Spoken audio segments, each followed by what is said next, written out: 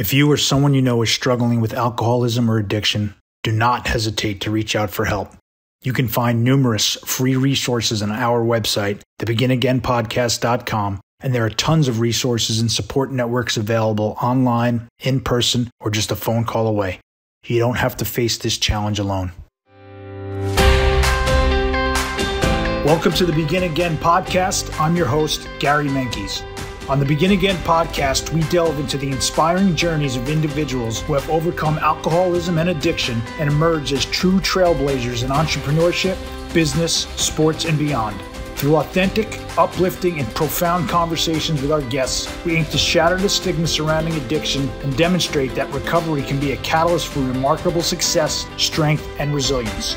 We firmly believe that by listening to these accounts, you will be empowered to unlock your own potential, instigate positive change in your life, and contribute to the creation of a better world. So, get ready to be inspired and embark on your own personal journey of growth with the Begin Again podcast.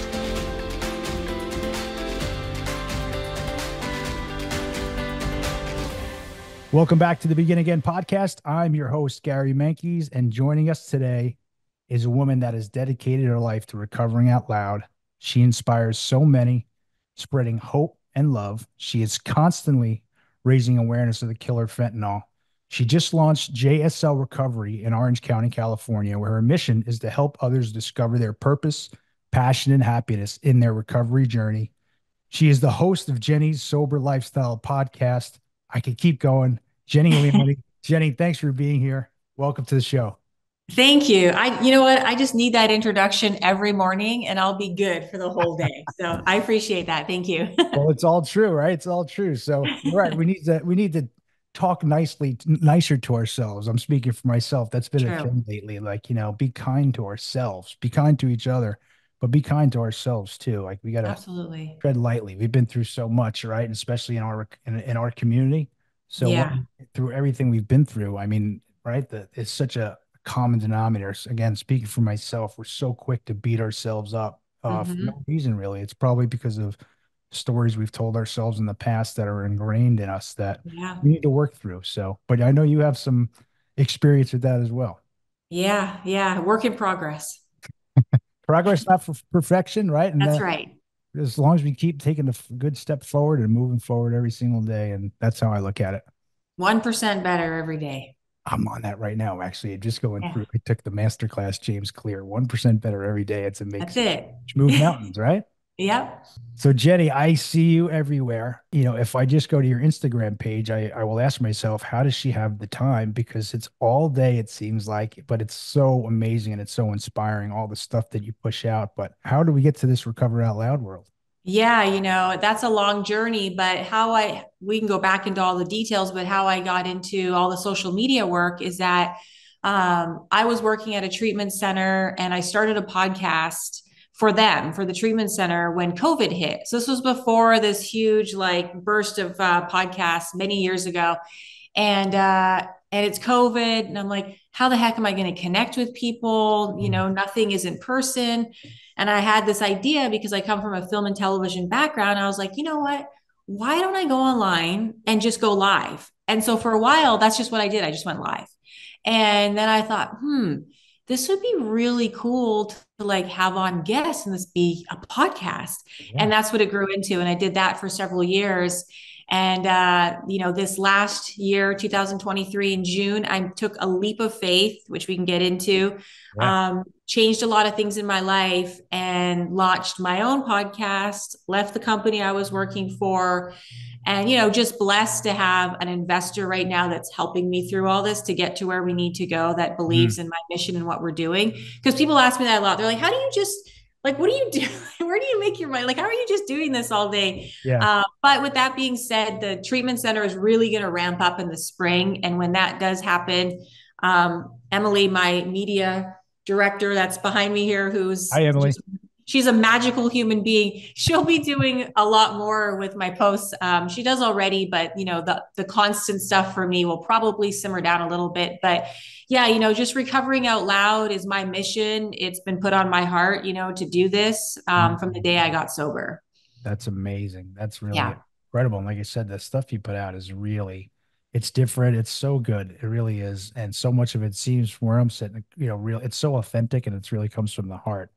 Well, And that's what I do. For me, I'm a firm believer that because this has worked out for me in my life, if you're vulnerable, if you're your authentic self, if you lead with good intentions every single day, mm, that the success will follow. So for me, I'm like, okay, I'm going to get online. What am I going to do differently? You know what? I'm just going to be me. And you would think that that's not something that would be different, but it is, because so many people, bless their hearts, are kind of like living this facade, or they have a mask on when they go on social media, and it's not a lot of the real life stuff. And so I just go on there, which was terrifying at the beginning, but now it's just, you know what, I'm just going to go be me, exactly who I am, and in turn it's going to help others.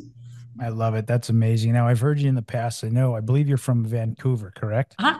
Yeah. Moved down to Los Angeles. I saw some of I watched some of your stuff actually, and it's really good. So Okay. you pick up pieces of your story, and there's part Yeah. of that I don't want to pick up too much because I want to have our first sort of real authentic conversation ourselves here.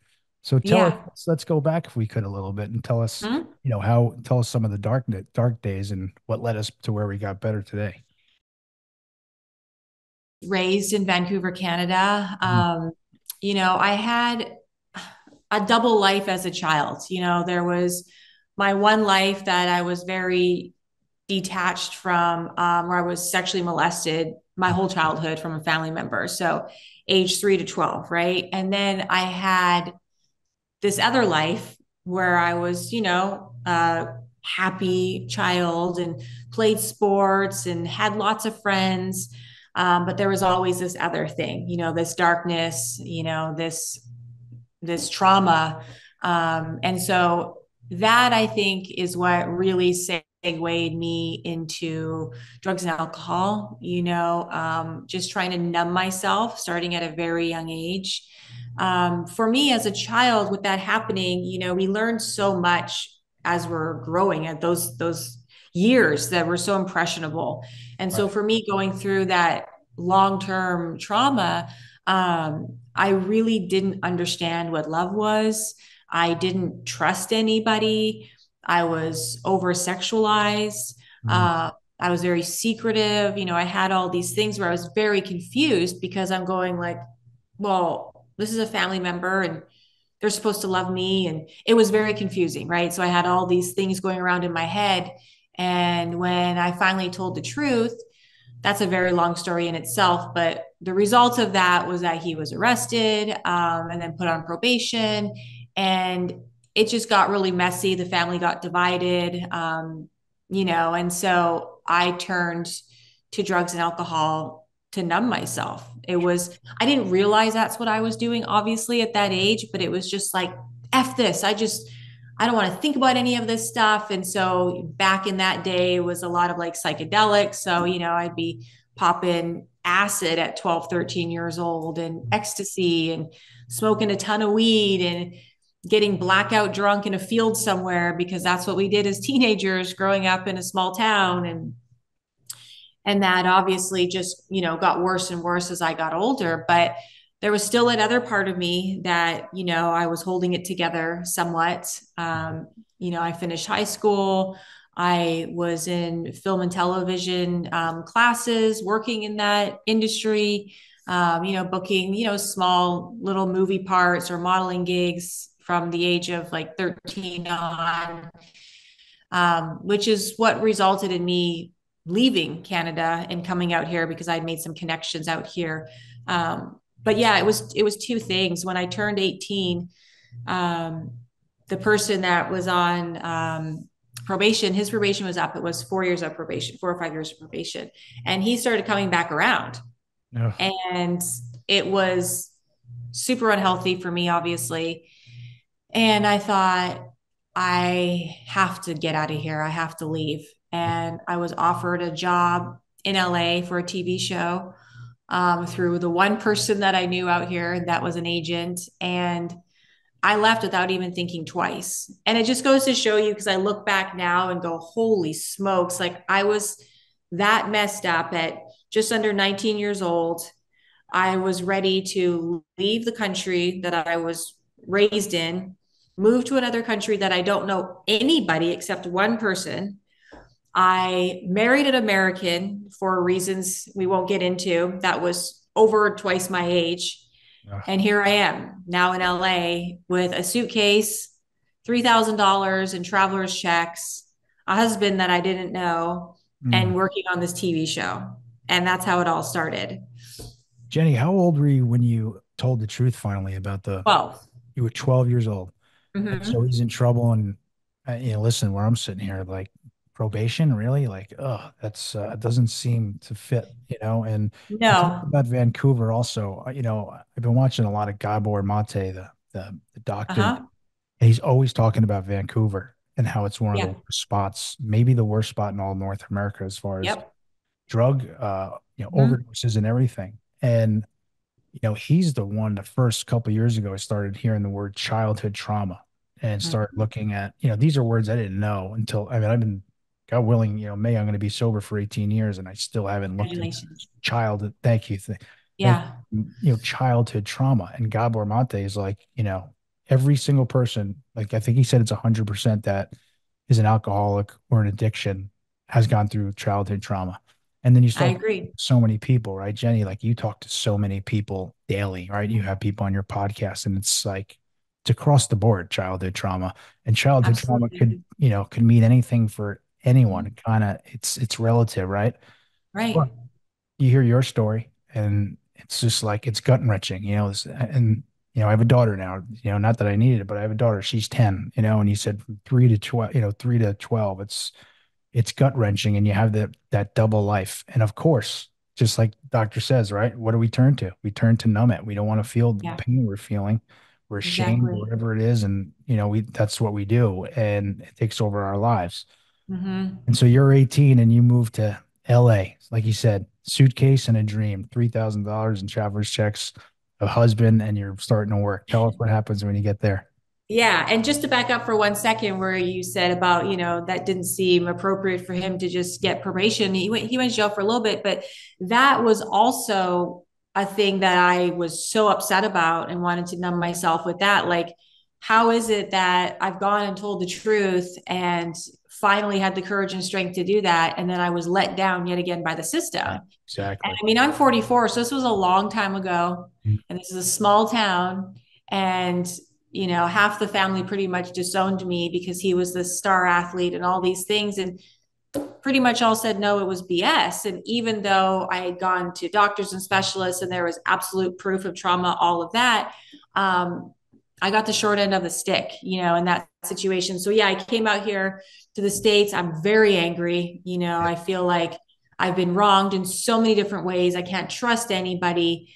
And here I am on this path, which, looking at it now is just like a path of destruction. Like there was, there was no good going to come out of the way I started going down that path, at least at that time. So I came out here, I got on the TV show, and I immediately went to a doctor. And that's where my story of pharmaceutical drug use began. I was all doctor prescribed. So I was never like an IV heroin, meth user, or anything like that. Mhm. But I was massively addicted to Xanax, Adderall, and pain medication. Mm. And I found doctors that would just readily give those things out. And Right. so that went on for a long time. I left my first husband pretty much immediately after we were married. I was like, this was a bad thing to do. This was wrong choice. This guy's crazy.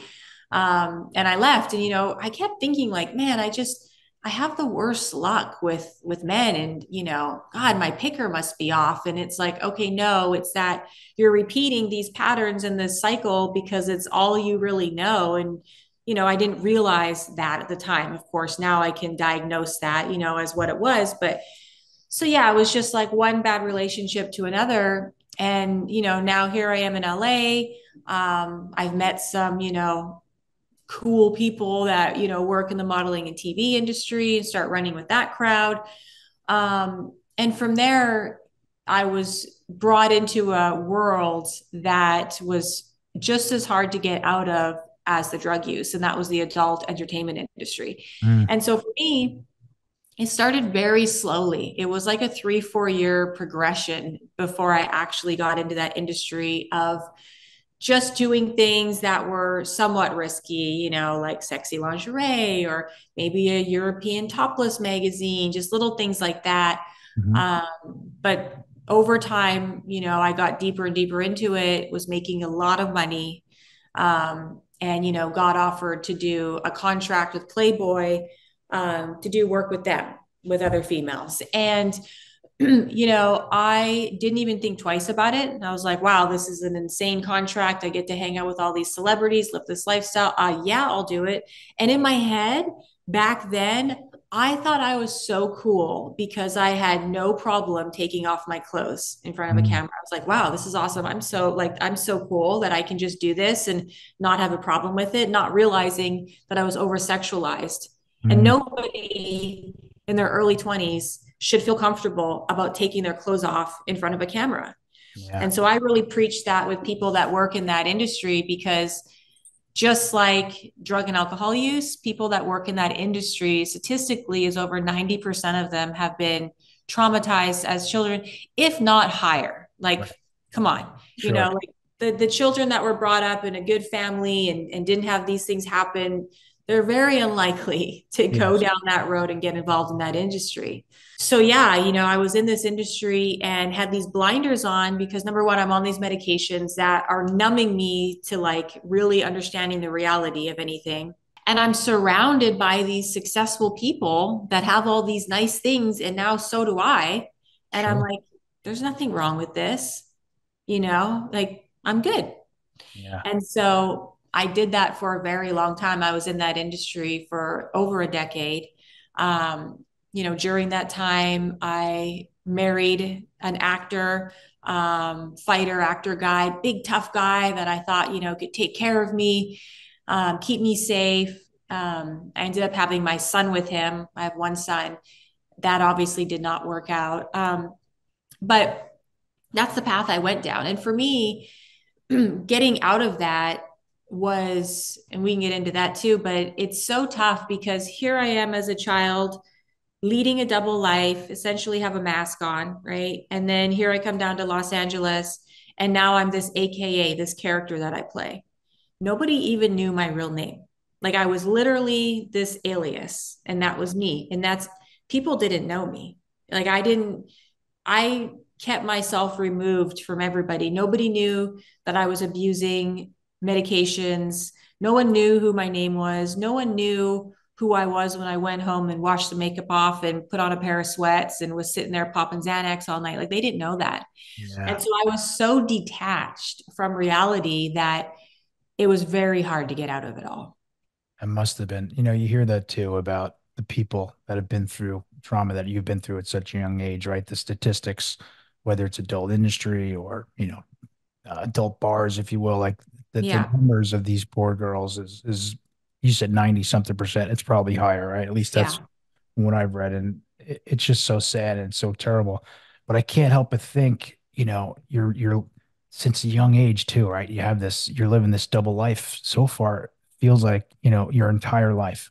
And as you're telling me, like all I'm thinking is she's also so alone. Like she's brand new to the country. She married and whatever happened, this first husband seemed like whatever it was and wasn't meant to be. But so you meet Mhm. some other friends, but also I feel like you must have felt just so alone at the same time because there's really no one, at least where I'm getting at, no one really close to you, at least yet. Is that correct? Right. Absolutely. And the people that I thought were close to me, a lot of them were just using me for my connections, the parties, the lifestyle, going to the Playboy Mansion. Like I didn't know who any of my genuine friends were because we would just hang out in these kind of situations. Right. Right. It's you say about didn't know who anybody was. No one knew who you were, right? Right. I can tap into that a little bit myself as well on a different level. But when I got sober, at least early on, like my whole everything I was, my entire identity was like this party guy at Hmm. best, or towards the end, it just got really dark, but it was who I was. Like, I was like when I finally like gave up, almost 18 years ago, like I was like, all right, all my boys, all my buddies, like probably going to lose them all because, this is what we do. So they're gone. I'm working in an industry, Wall Street, where, I'm supposed to go out and entertain people. Like, how am I supposed to further my career? All right, their career's gone, right? And then you start working on yourself, right, Jenny, which I'm sure Yeah. you've done the work, right? But Mhm. it came to the point where it's like, who are you? Like, who am I? Who is Yeah. Gary? And it was this Mhm. really difficult place to be, right? And for a while, Yeah. for a good long while, because everything that I was or everything I did was sort of came from a reason, right? Like I got Mhm. in so much trouble too, Jenny. Like my childhood trauma is different than yours. I haven't been, sexually molested, but there was a lot of drugs and alcohol going on in my house at a really Mhm. young age. I saw stuff you're not supposed, little kids aren't supposed to see. Yeah. I got, threatened by this old man when I was 10 years old. And this is something that I discovered like recently, actually, on one of the podcasts. It wasn't the event that the guy scared the shit out of me, right? And he threatened me. But I went back into my room at 10 years old. I started crying because I didn't stand up for myself and I felt like a coward. So I took that like the rest of my life and I kind of Yeah. get out that way. And then once I started fighting, alcohol's first for me. Like as soon as I started drinking, I could be the happiest guy and drop of the dime. I'm going to be the nastiest guy. And you definitely knew I was there, good or bad. It always ended up bad. But this identity, like, people probably think that I was like this tough guy as well. And it really bothers me. Like I have the rap sheet that says I was, right? Like I assaulted a police officer at 16. That was my first time I got in trouble, multiple assaults, it's just stupid stuff. Yeah. Um, or even worse than stupid, bad stuff, some really bad, heavy things. Mhm. But I always struggle with it because in my heart, I knew it wasn't me. Like this Mhm. wasn't, but my girlfriend, who's my wife now, I love to say that my girlfriend at the time, who was my wife now, she called me out like, Gary, you say you want to be like this good person and you say all these good things and it sounds great, but actions speak louder than words. Like, Yeah. here's what you're doing, and here's who you are. And so all this stuff, anyway, there's like this conflicted identity of who I was, so even to this day. Like even I'll have someone be like, "Oh, hey, don't piss him off," like I Mhm. feel it, like because I don't know, I still need to shake it. Yeah, it's so true. And that applies to me in many different ways. And for me too, also is like it's all out there for everyone to see. Like a Yeah, lot of people have skeletons in their closet, right? yeah, And no one really knows about it unless you disclose it. But mine's all out there. Like all anyone has to do is put my name in Google and see my whole entire past. And so, for me, that was a very like humbling, grounding experience too, being an acceptance of that. What finally got me out of the industry was in 2007. One of the Playboy executives raped me. And again, just like my childhood, I go straight to the police after it happened. And they did a rape kit on me. They drug tested me. So I had high alcohol level. My drug test came back for many different substances. And I'm a porn star. mm, And he's this big Playboy executive. And so, it was looked at as by the police rough consensual sex. And that's not at all what it was. So here I am again in the same situation. I went to Gloria Allred's office, retained her as my attorney, and on contingency. And she ended up, and nothing against her, but she ended up passing my case down to one of her partners mm, because I couldn't evoke the proper emotion that one would associate that happening to with. And that's it. Like I've worn these masks and protected myself for so long that for me, showing emotion, breaking down and crying, like it just, I protect myself so much. And right. so I wasn't showing those kind of emotions. And anyways, it ended up, 2.5 years later of going through this whole civil thing. I walked away because I was like, I'm either gonna kill myself Mm, or I just need to walk away. The money is just not worth it. And so here again, we're in another one of those situations. And I'm just like, what is going on? And so I quit working in the industry after that. which was one of the hardest decisions I ever made. And it didn't come easy. For a long time, I had these grand ideas of what I would do to get out of the industry. And one of the things was start getting tattooed. And that's why I have so many tattoos, because people would tell me, and I was under contract where you couldn't get tattoos. And so I was like, I'm just going to start getting tattooed everywhere. So that's when I got my first back piece, was in 2007. I started working on it, and I still was getting hired. I wasn't under contract anymore, but they still paid me out for like 2 years, a lot of money. So that was, I had money coming in with that, but I wasn't booking those gigs, but now I'm booking gigs that for people that like tattoos and this whole thing. I'm like, darn, like I can't get out of this. Yeah. And I finally got out of it, but it was so hard. And I had to go get support and help for that. And that's what I'm on top of helping people, find their way to recovery. I also am very passionate about people that are trying to get out of that industry, because when that's all and you've made a ton of money doing that, and you're this identity, to get out and you have to walk away, just like drugs and alcohol, you have to walk away from that lifestyle completely, meaning everybody in it who are your supposed friends, like the whole lifestyle, Right. which, you can relate in different ways, walking away from everything and this person you were, and then trying to start over again. Right. Was very, very difficult. And at this time, my son, well, I got pregnant in 2008. So I was thinking like, I'll get pregnant. I'm going to have a baby. I was still with my husband at the time. We stayed together for a long time, off and on. And I tried to be a stay-at-home mom. And that's when things got really sloppy. I started having someone on the street that I would go to once a week to get my pills, because I had just gotten to such a level with them that it wasn't enough what I was being doctor prescribed. And so then I was, taking a lot more of these medications.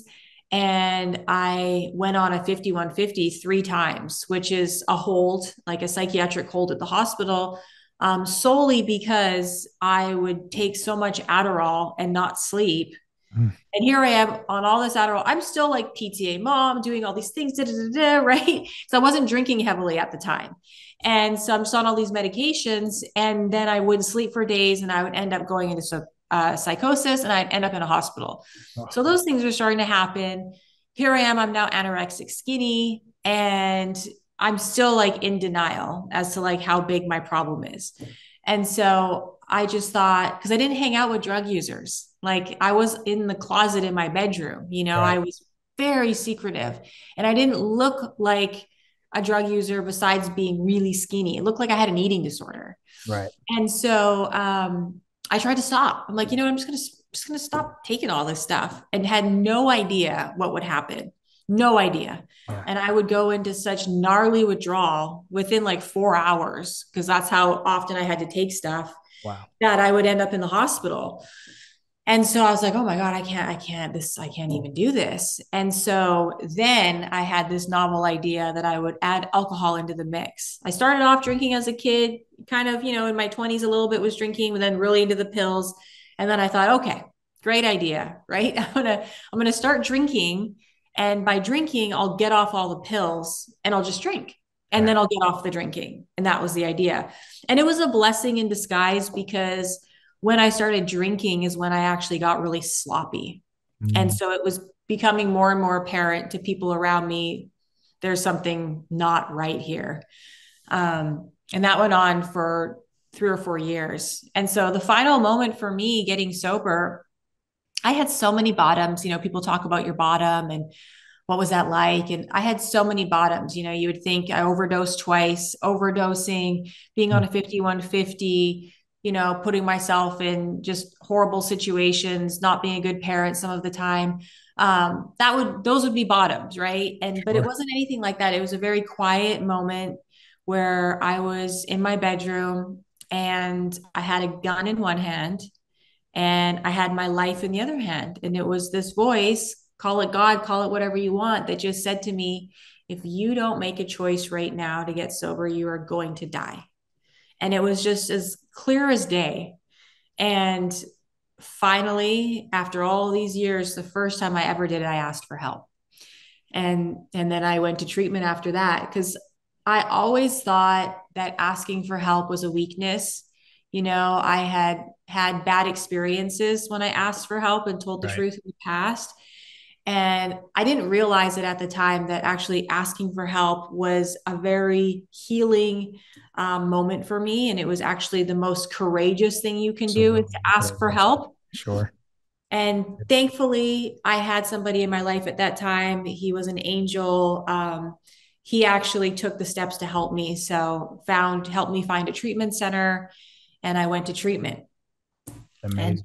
the rest is, all downhill from there, but in a good way, in the Far sense from of it. no more drugs and alcohol. But it was in treatment. I've gone through the detox portion. I'm now in residential, clearing out the cobwebs. And I just knew it was like that voice again. And I just knew that God put it on my heart that I had to help people. And that's what I needed to do for the rest of my life, because the only way that I was truly going to get past my past Mm. was to be able to turn it into something positive. Yes. I had to take those negative experiences and make it that it actually helps somebody else. And then it's all worth it, because Absolutely. now I'm not in a position to go, oh man, I wish that didn't happen. Now, as awful as it was at points in my life, I wouldn't change any of it, because it made me the woman I am today, that can be strong, that can have a voice, that can help others, that can be vulnerable, and all of that. So,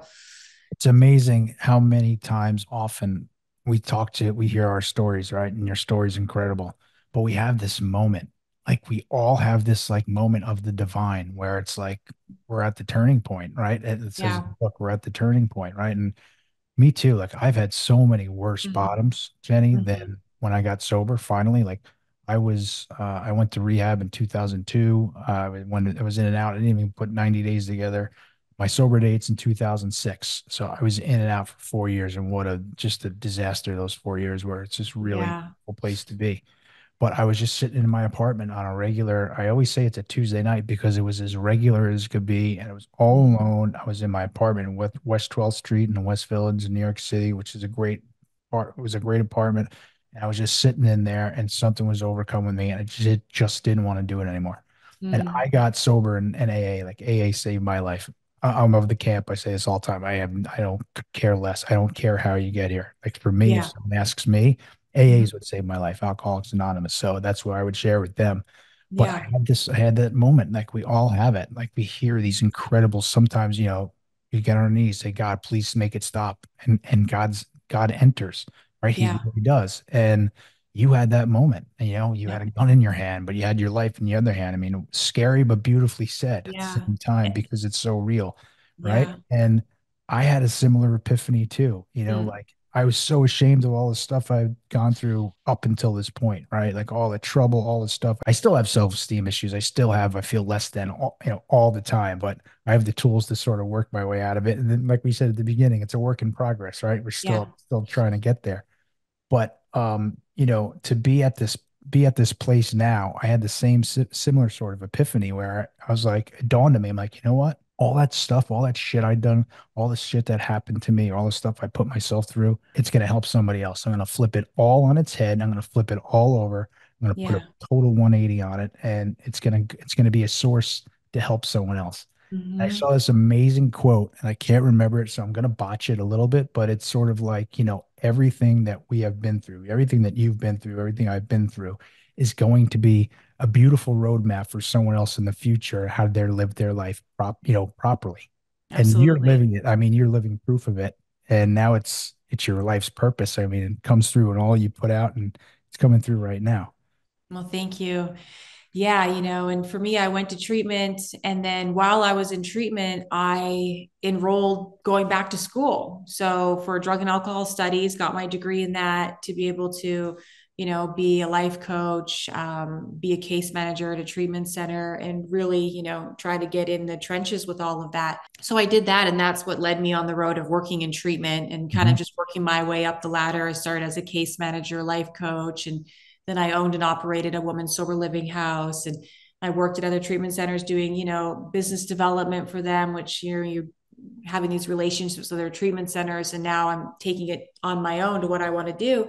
and just, being that voice. But it takes a lot of work, you guys. Like, this is what I always like to stress to anybody that's out there that's gonna, either going into or in early recovery. This doesn't just get better overnight. You got to think about how long you were using drugs and alcohol for, and mine was like 20 plus years. And it's like, it doesn't just get better. We have so much work to do on ourselves, and you have to be willing. You have to surrender and be willing to take direction and do the work. And the work is ongoing. Recovery is a journey, it's not a destination. Mm. And I did a very, very, I was at a meeting every single day for the first couple of years. I still wholeheartedly believe in AA and all of those different types of groups, but you need to explore what recovery looks like to you. Like what you were saying, whatever works for you, do that. And Yes. explore all of it. Don't give up. I hear stories, I deal with clients all the time where it's like, oh, I went to this meeting and I didn't like any of those people and blah, blah, blah. And it's like, well, you need to try different meetings, maybe have a different outlook. Like, I'd always tell people, like, okay, if you don't think you're getting anything about that from that meeting, what is something that you can say? What is a seed you can plant to help someone else? Maybe that meeting is Mm. not about you. Maybe it's about you helping someone else and getting out of your own way. And so, to just really explore what recovery looks like. And for me, it was a solid 5-year journey, excruciating journey in recovery, doing the work. So that's therapy. I'm in school. I'm, working in treatment at the same time as an intern, going to meetings and really surrendering to that, because you can go to therapy and do this, but if you're not 100% in, you're going to struggle. And so I did the work, and it wasn't until these last 2 years, because I have just over 7 years now, 7.5 years, where I finally am like, okay, like I truly believe that I can do anything, and that Yes. I love myself, and I love being alone, and I know my worth. And, one of the biggest things, which was the game changer for me, I went from a victim to a survivor, because Mm. we can subconsciously get stuck in this state of mind of being a victim, and we get into this momentum of blaming everybody for everything. Oh, well, it's this person's fault. I'm this way because of this person, not realizing that that's holding so much control over you. They're still controlling you when you're in that So true. space. So forgiving, becoming a survivor and forgiving yourself. For me as a mother, I had so much guilt, shame, embarrassment surrounding, certain things that went on, and truly getting to that place of forgiveness for yourself and not just others.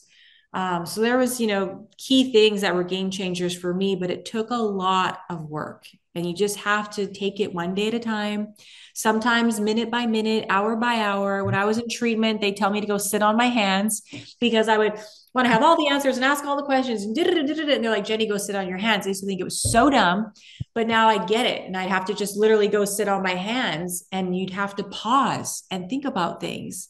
And Yes. 9 times out of 10, if not more, if you pause, if you're feeling emotional and come back to it, hours later or the next day, even, your mindset is completely different. So Absolutely. there's just so much to learn in recovery, and just to soak all of it up and give it a chance in different ways and see what works. Absolutely. I love everything you just said. It was so important, surrender. And that's what happened to me. Like I was given the gift of surrender in that moment. That's it was different. And it was also the first time that I started doing the work on Mhm. myself.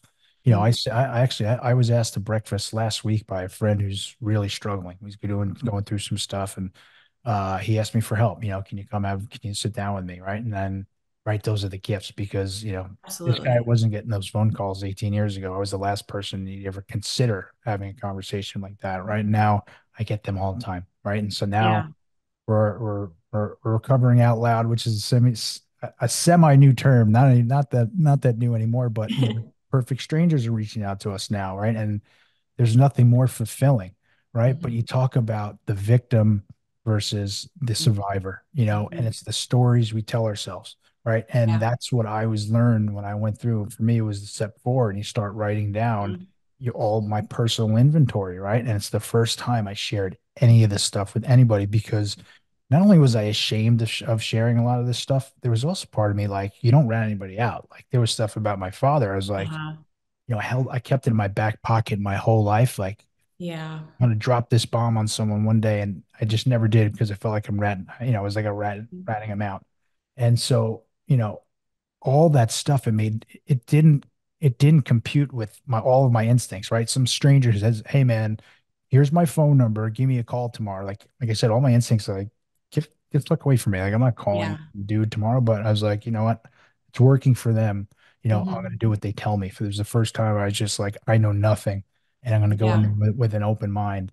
And given, like you said, the gift of surrender, but again, going back to this victimhood versus survivor, it's amazing. It's beautiful. I hear your story, and you go into treatment, and then you go back to school, and these are the things people need to hear too. Like it's one thing to abstain or stop drinking or doing drugs, but there's such a whole nother gigantic, beautiful thing on the other side when you start doing the work on yourself, is what I've discovered, right? Yeah. And And that's what I all these, preach to yes, you do. people is, it's one thing to get sober. Yes, that's hard, but you have to find your purpose, your passion, and it could be in many different forms. Like it Yeah. could be it's endless, but what makes you happy, Mm, and anything is possible for anybody. You can take the why not me mentality instead of thinking, oh, maybe for you, not for me, oh, boo-hoo. Well, why not me? right. Why can't I do these things? And really just looking at life that way and just finding what works. And for me, it's like I had to humble myself, which was a game changer for me too. I went from making a lot of money to Mm, working as an intern at $16 an hour. And right. you know what? I was so grateful for that, that I was able to do that. And the work I was doing was so meaningful. Like I was coming home every day filled with like this, oh, I just helped somebody, Yeah. So anything is possible. I never in a million years would have thought that I was going to get sober, work for $16 an hour, and do these things. But if I can do it, if you can do it, really anybody could do it. Yeah. And that's the message. That's the message we want to convey. That's the message you're conveying every single day in all your posts, that we're not alone. You are not alone. And you can come in and totally change your life around. I say this ad nauseum. Like when you walk into an AA meeting, you walk into treatment, right? There's no big sign like saying, "Hey, come on in. You can completely change your life." And that's Yeah. exactly what happens when you come in and you do the work and you start working on yourself. And you said something so important before as well about, just really quick, going back to the Yeah. victim versus survivor, is Mhm. all these resentments that we had, right? Like that was such an eye opener for me. It was such a discovery that it was pointed out to me, like you might have these things to be resentful for, and maybe you have a right, to feel that way. But here's the harsh truth: like it's up to you to be free of it. Otherwise, this is going to dominate your life the whole, for the rest of your life. And by the way, that person that wronged you, they're not thinking about you right now. So why are you sitting Yeah. here? You're the only one that's being hurt by this right now. We learn how to find a way to forgiveness, or we learn to find a way to come to peace with things. Yeah. It's best ways, like you had said, you flip it over and to turn all this thing and to help someone else. And then Yeah. that's true beauty, and that's purpose, right? And that's living, at least from my Yeah. experience, with a higher power. Because I didn't Mhm. talk about that. I had foxhole prayers like, "Get me out of this one. I'll never do this again." All yada yada yada. And now I start my knees every single day in prayer. And Yeah. started early on. I was like, "Listen, I'm not ready to pray." They said, "Just pray tomorrow that you don't drink." And I was like, "All right." And I prayed that day that I don't drink today. And at the end of the day, I couldn't believe it. I said, "Holy shit, I didn't drink today." And I Yeah. said, at the end of the day, thank you for giving the gift of sobriety. And I Mhm. did that on day one, Jenny. And it's part of my prayers in the morning and night, to this day. I love that. No, it's true, and it's, my prayers have evolved, right? And you add things, and I have a whole sort of ritual now, but those two prayers are part of my morning prayers every single morning Mhm. and night.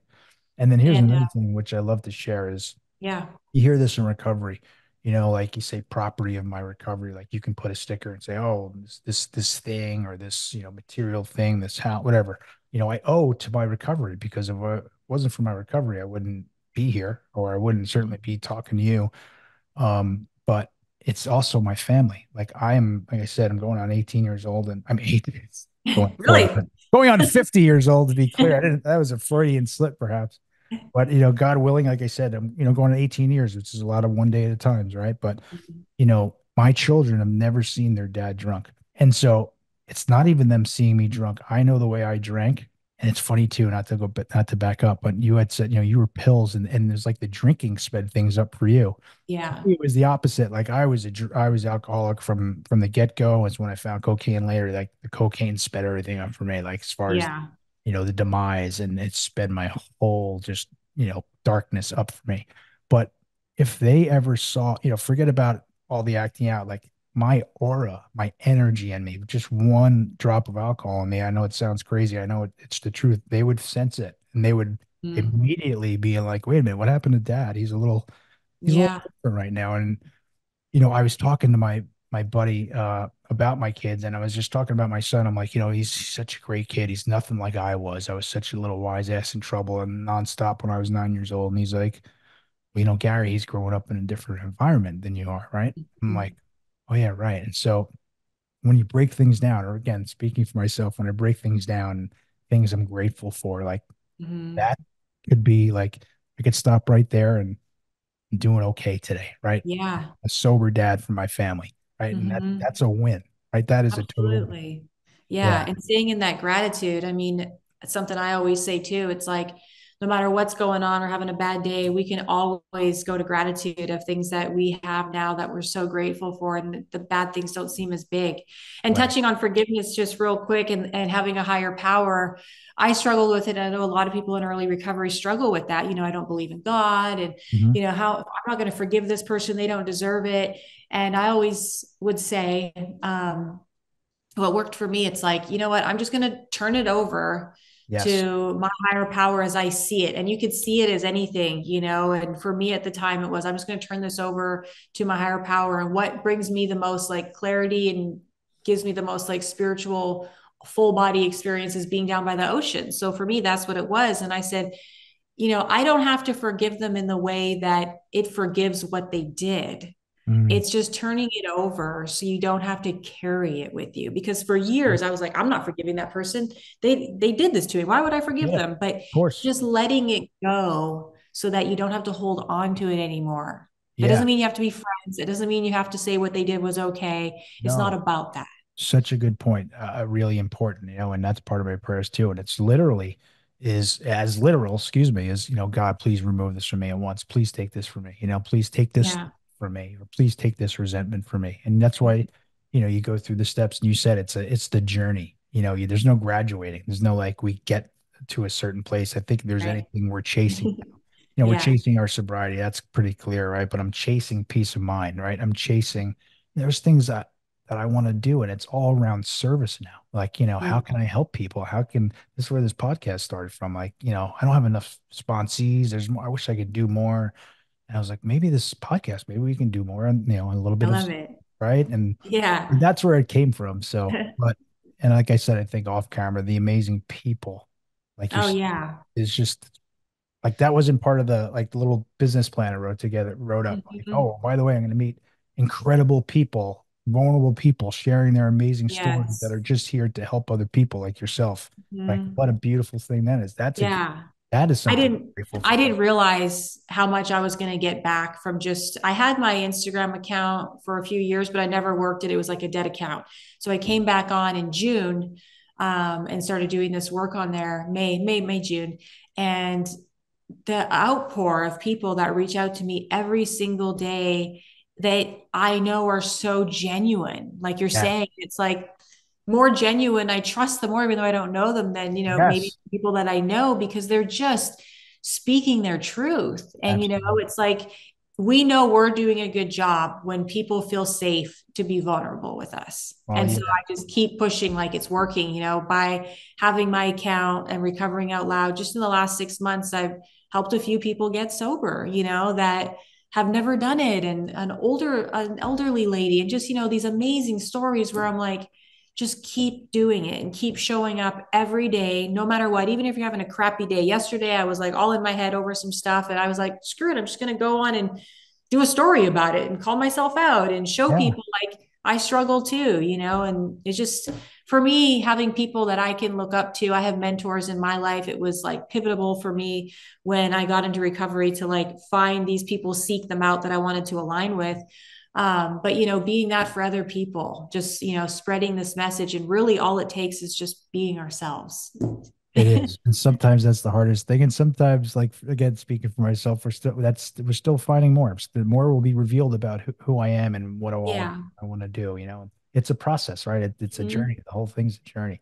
But on that note, so where can we find you? What's your handle? And we're going to put it all in the show notes anyway, but people are obviously going to want to find you more after we hear this story. Yeah, it's Jenny's sober lifestyle. So Jenny's underscore sober underscore lifestyle. Um, Also, you know, Jenny's sober lifestyle at Gmail if you want to write me privately on there.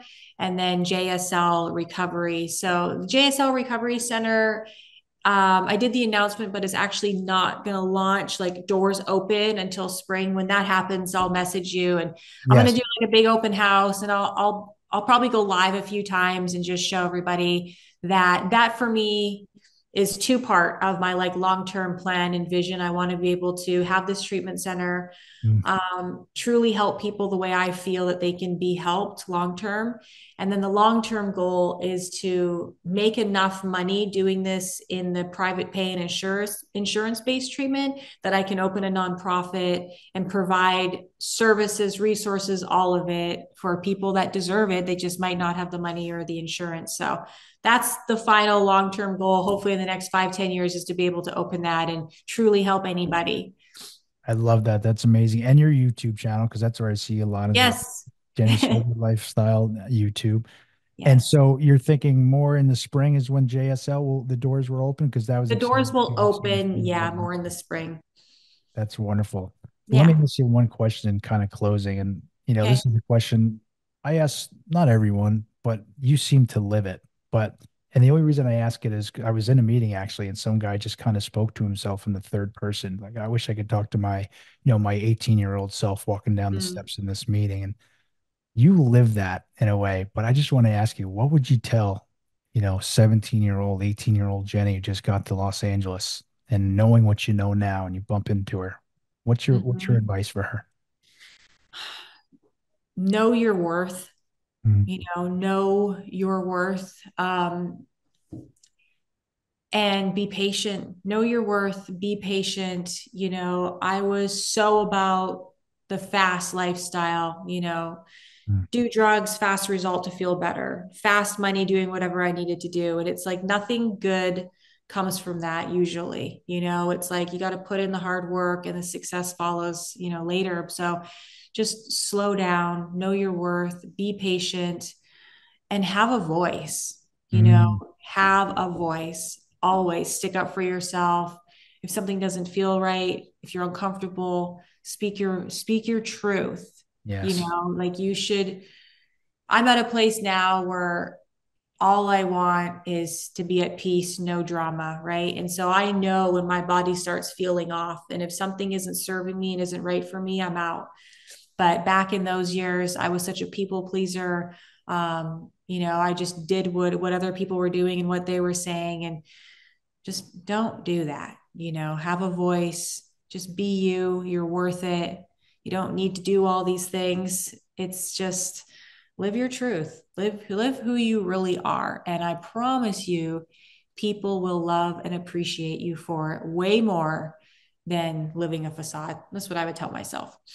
I love that. That's beautiful. And it's all words that I could see all that you post. So it's like I said, you do live that. You truly do. And it's so beautiful to see. Go Thank you. follow her, Jenny's Sober Lifestyle. And we will put it all in show notes as well. So please give her a follow. When you're ready, when JSL is ready to go, please, I'm a huge fan, so we're going to promote the shit out of it when it's time to Thank go. you. And I want to be a part of it any way I can. I know you talked Appreciate about that. doing some lives, so I'm always available for you. But Okay, thank you thanks. so much for your beautiful story. It's so inspiring and for all that you do in the Recover Out Loud community. Thank you. And thank you for having this podcast and recovering out loud as well. It's a pleasure to be on the same path with you. Yeah, I feel the same. God bless. All right. Talk to you later. Bye now.